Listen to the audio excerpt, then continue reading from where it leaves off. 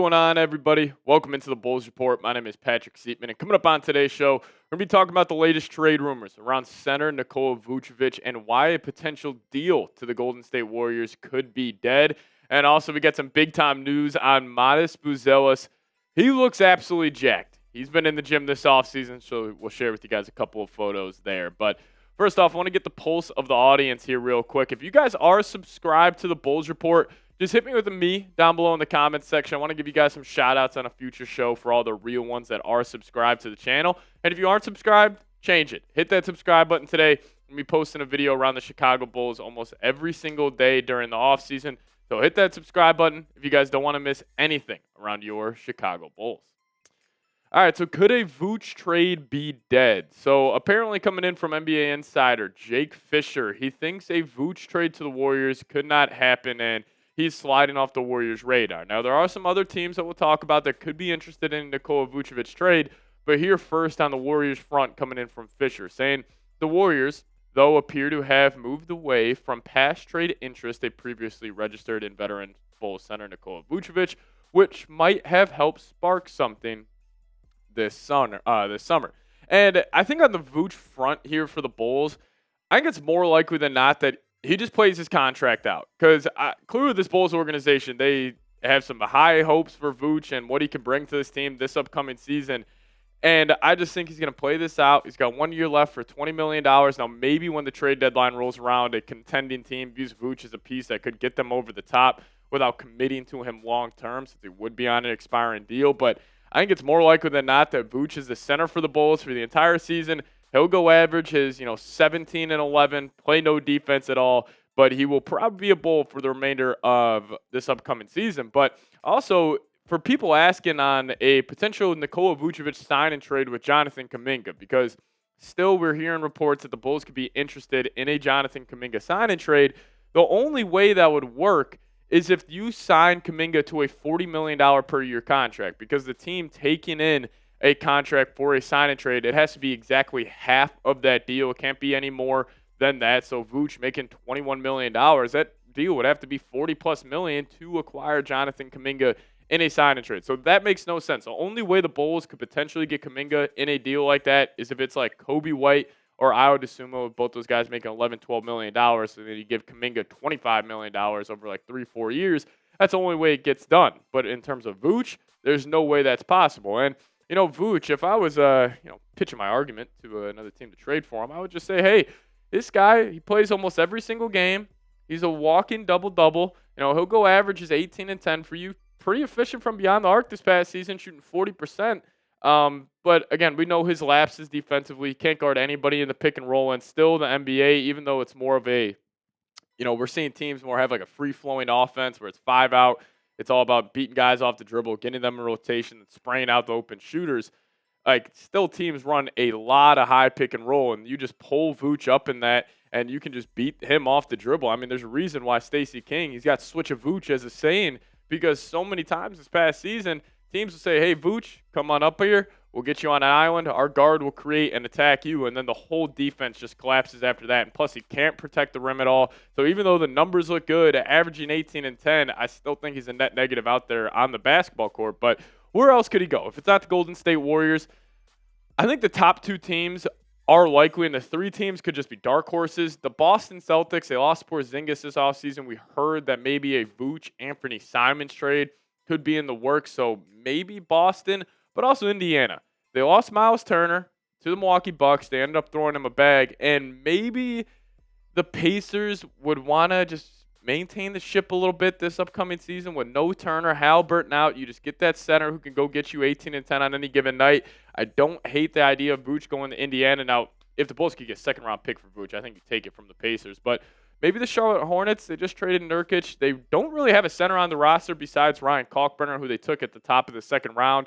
And then also Portland Trailblazers just bought out DeAndre Ayton. Now, yes, they have Donovan Clingan. But maybe they want to run a little double big look this upcoming year with an offensive-minded big in Vooch, defensive-minded big in Donovan Clingan. And then the Miami Heat. We were getting reports from Brett Siegel early on this offseason that they could be interested in Vooch. I really don't see that. Maybe Pat Riley and Eric Spoelstra could see like a Bam Vooch front court. Again, offensive-minded guy, defensive-minded guy. Maybe they like that combination there. But If I'm the Bulls, I'm trading Vooch for whatever you can get. If you can get a second round pick, I say you take it. And I actually think the Bulls, like their center rotation as a whole, you would be able to maintain with no Vooch in the lineup. Like you would just throw in Zach Collins or Jalen Smith. I don't really think the fall off would be that extreme from Vooch to these two guys. And plus, I would like to see Jalen Smith play more. Even though he was pretty disappointing after signing that 3-year deal with the Bulls this past season, he really didn't play too much. So I would like to see him get more touches there, just get more minutes, higher usage rate. And then Zach Collins was actually pretty damn good after he was traded to the Bulls during the season this past year. But what say you on this one? Do you want the Bulls to trade Nikola Vucevic? Let me know your thoughts down below in the comments section. Give me a me down below. I'm probably, if I was watching this, I'd be spamming my me's. Can't stand watching the guy that negative out there. Has a terrible attitude as well, and I just think the Bulls just need to move off him for whatever they can get. So if you guys want the Bulls to trade Vooch, give me a me down below. And also, we got a sweet deal going on for you guys right now where this 2 t-shirt pack is $20 off. Normally this goes for $49.99. Right now it's $29.99. So if you want to get 2 Bulls t-shirts today, click that link, chatsports.com/Bulls combo. I'll have that link for you guys in the comment section and description of today's show, but check it out. These are very comfortable to wear as well. All right, so I want to talk about Buzelis here to round out today's show and why he's sort of embracing and becoming the face of the franchise for the Bulls. Now, I love this. He was actually rocking a Connor Bedard jersey walking to a game this season. So the young stars of Chicago showing each other love. He was also hanging out with K.O. Williams this past summer. They were hitting the Heisman pose together. So clearly he is engulfed in the city, and you love to see stuff like that. And also, he was actually seen showing Noah Senge around the United Center. Now, a lot of these teams, like they have their first or second round picks, they come into the organization. You have your face of the franchise kind of show them around. Like for the Warriors, for example, they would have Steph Curry show their rookies around.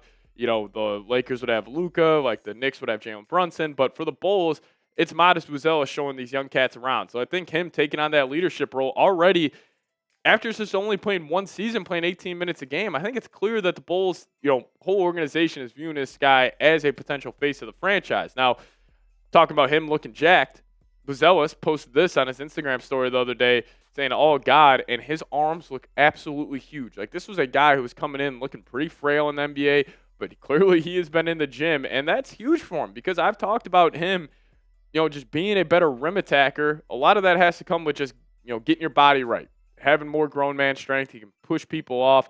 So I love the fact that he's in the gym. But I do want to share with you guys some advanced numbers here from Buzelis. I actually was shocked that his catch-and-shoot three-point percentage was above 35%, 36. That's not bad. I'll take that. Hopefully that ends up being around 40 when he's at the prime of his career. Pull-up midi field goal percentage, though. This is something he's going to have to add to his game because shooting that at only 23.5%, if he has that in-between game where he's coming downhill off that pick and roll, if he can either get to that pull-up jumper or go attack the rim, which he's so good at, that would be huge. And then also attacking the rim, pretty damn good. He had that floater going a little bit last year. Obviously, he's trying to dunk everything when he's going to the basket. So 56.2% there is fantastic. But I thought this was pretty interesting. He's a way better left corner three-point shooter than a right corner three-point shooter, which does make sense for righties. Because if you are in the right corner and the ball is coming up in your right hand, you're kind of cut off by the side of the backboard. But if you're in the left corner turning the other way, you have the whole rim, the whole other side of the court to your dominant shooting hand. So that makes a lot of sense there. That's normally a trend we see with righties. In terms of corner threes, but also his net ratings this past season. He had a 112 offensive rating and a 113 defensive rating. So overall, it was a negative of 1.8. Not really too concerned about that. Obviously, Bulls weren't a good team this past season, and when he really started playing, it was after the Levine trade. So just the talent on the Bulls was not as extreme, but I would anticipate Buzelis being a anchor to one of the better defenses in the league at the prime of his career, but we'll have to wait and see how that plays out. But let me ask you guys this. Who's your pro comp for Matas Buzelis? I got 2. I think defensively, and we'll do a full show about this weekend. Defensively, he reminds me of Evan Mobley, very switchable guy, super long, athletic. And then offensively, he kind of reminds me of Franz Wagner. He has a great handle, 6'10". Now, is he a playmaker that Franz is? Not yet in his NBA career. He also isn't the shooter that Franz is, especially in the mid-range, even though Franz still struggles from beyond the arc. But I think those are my 2 comps for Buzelis. But you guys let me know. Who's your pro comp for Matas Buzelis? And also hit that subscribe button on your way out.